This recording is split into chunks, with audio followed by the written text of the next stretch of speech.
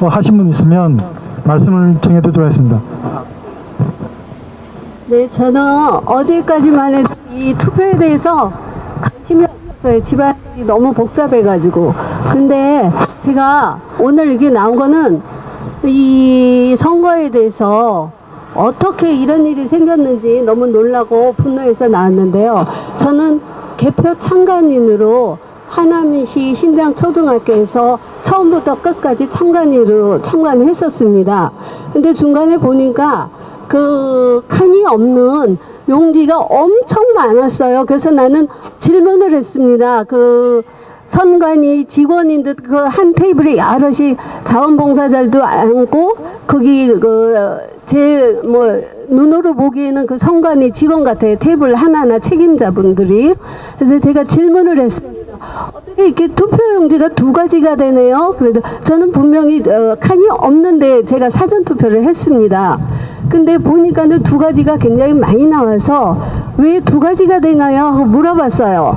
물어보니까 사전투표나 부재자 투표나 해외 투표는 이렇게 칸이 없는데 투표를 하고 제날에 한 거는 이렇게 투표지가 다릅니다. 그래서 그래요? 그러면은 사전투표를 굉장히 이번에는 많이 했네요. 저는 이렇게 질문하고 의심을 전혀 안 했습니다. 너무나 그 표가 많이 나와서 저는 그게 다 더군다나 책임자가 하는 말이 저는 어제까지도 믿고 있었어요.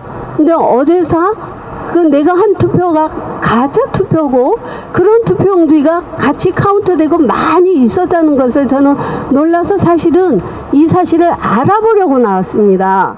그래서 이것을 누구 개인이 아니고 거기는 칸이 없는 투표용지가 상당히 많아서 제가 이번에 그러면은 사전투표가 엄청 많았네요 라고 대화까지 했습니다. 그래서 저는 거기에 대해서 여지껏 어제까지만 해도 잘못됐다는 생각을 전혀 안 하고 그냥 집안이 우환이 생기고 그래서 전혀 신경을 못 썼습니다.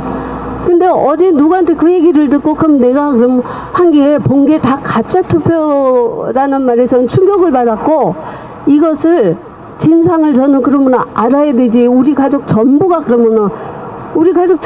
사전투표를 해서 칸이 없는 데다 한 거는 정확히 맞습니다.